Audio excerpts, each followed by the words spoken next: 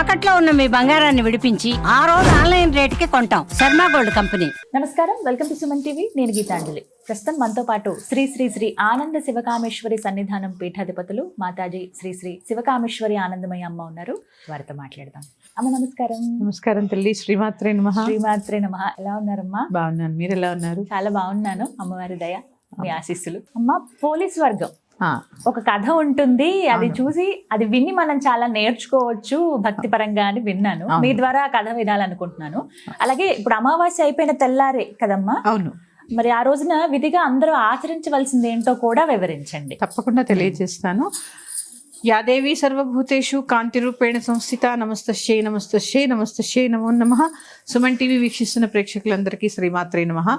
Police వర్గం అంటే ఈ నెలంతా మనం దీపారాధన చేసుకుంటాం కదమ్మా. ఈ దీపారాధన చేసుకున్న తర్వాత ఆ పోలిని, ఆ దీపాన్ని స్వర్గానికి పంపిస్తూ ఉంటారన్నమాట. దాన్నే పోలీస్ స్వర్గం అంటారు. ఆ రోజు నదీ స్నానం చాలా శ్రేష్టం. నదిలో స్నానం చేసి చాలా మంది నదిలోనే దీపాలు వదిలేస్తూ ఉంటారు.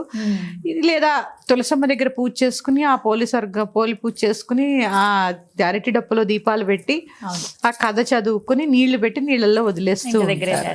ఆ రోజుతో మన నెలంతా దీపారాధన చేస్తాం కదా, ఆ రోజుతో ఇంకా అయిపోయింది అని చెప్పడమే ఈ పోలీస్ స్వర్గం అన్నమాట. దీనికి ఒక చిన్న కథ కూడా ఉంటుంది. ఒక అత్తగారికి 5 కోడళ్ళు ఉంటారు. ఆఖరి కోడలు పోలమ్మ. ఆవిడ చాలా భక్తురాలు అనమాట. పెళ్లి కాకముందు చాలా భక్తిగా చాలా అర్చనవి చేసుకుంటూ ఉండేది. వివాహం అయిన తర్వాత అత్తగారు కూడా పూజలు అవి బాగానే చేస్తుంటే కోడలు తనకన్నా భక్తురాలని చెప్పి పూజలు అవన్నీ మానిపించేస్తుంది. ఏమీ చేయనీకపోయేసరికి ఇంట్లోనే ఉంచుతుంది. పెళ్లి కాకముందు తన భక్తి, తన అర్చన అంతా కూడా పాపం ఏమి చేసుకోవడానికి ఉండదు. ఈవిడేం చేస్తుంది, 5 కోడళ్ళు కదా, మిగిలిన 4 కోడళ్ళని తీసుకుని గుడికి వెళ్ళి అన్ని పూజలు చేసుకుంటుంది. 5వ కోడలికి ఆవిడకి ఎక్కడ పేరు వచ్చేస్తుందో ఈవిడికి మహాభక్తురాలని చెప్పి ఇంటి నుంచి కదలనిచ్చేది కాదు. ఎప్పుడు చూసినా పని పని పని.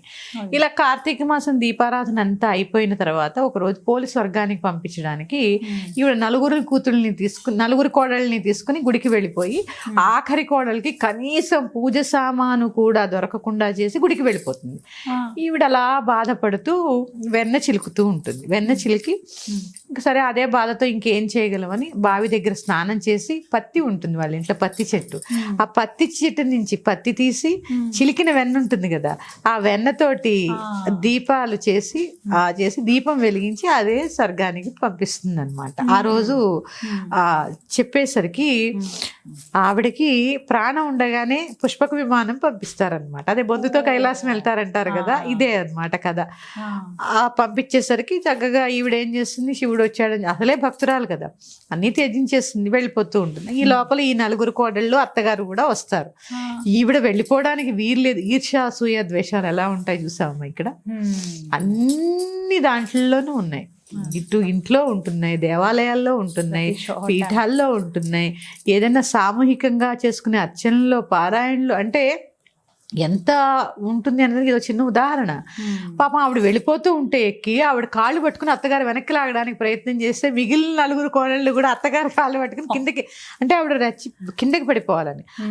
అప్పుడు దేవతలందరూ కూడా వీళ్ళు పనికిరారు అని చెప్పి వాళ్ళని వదిలేస్తే ఆవిడ స్వర్గానికి వెళ్ళిపోతుంది. అదే పోలీస్ వర్గానికి పంపేయడం కథ అన్నమాట. దాన్నే పోలీస్ వర్గానికి పంపిస్తాం అంటూ ఉంటారు.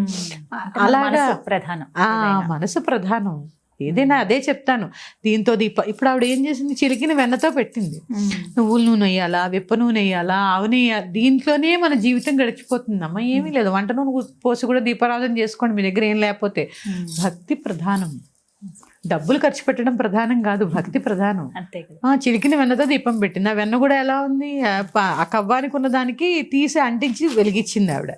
అంటే అక్కడ ఏంటి, ఆవిడ భక్తి, ఆవిడ పెట్టిన ఆ త్రికరణ శుద్ధిగా ఆవిడ వెలిగించిన దీపం ఆవిడ స్వర్గానికి తీసుకెళ్ళింది. ఇది ఆ పోలీస్ వర్గానికి పంపడం కదా. ఈ కథ చదువుకుని అందరూ కూడా పుష్ప విమానం రావాలని ఆలోచిస్తూ ఆ కథ చదువుకుని అక్షింతలు వేస్తూ ఉంటారు. ఇది పొలాల అమావాస్య కదా. కుదిరితే చక్కగా అందరూ నది స్నానం చేయండి. నది స్నానం చేసి దీపదాన బ్రాహ్మణులు ఉంటారు అక్కడ అంటే ఇప్పుడు తెల్లారితే పాడ్యమి అనగా చెయ్యాలమ్మా. కార్తీక అమావాస్య తోటి అక్కడికి దీపారాధన, అమావాస్య సాయంత్రం కూడా దీపాలు వెలిగించాలి కదా, వెలిగించి పాడ్యమి రోజు ఉదయం తెల్ల బ్రాహ్మీ ముహూర్తంలోనే సూర్యోదయాత్ పూర్వమే చేయాలి. సూర్యోదయం అయిన తర్వాత ఇంకా చేయకూడదు. అంటే దాదాపు 5 లోపల అయిపోవాలి. 21వ తారీఖు కదా, 21వ తారీఖు వచ్చింది. కుదిరితే నదీ స్నానం చేసి చక్కగా నదిలో దీపాలు వదిలేసి బ్రాహ్మడికి స్వయం పాకం దీపదానం ఇవి 2 చేసుకోవడం చాలా ఉత్తమం.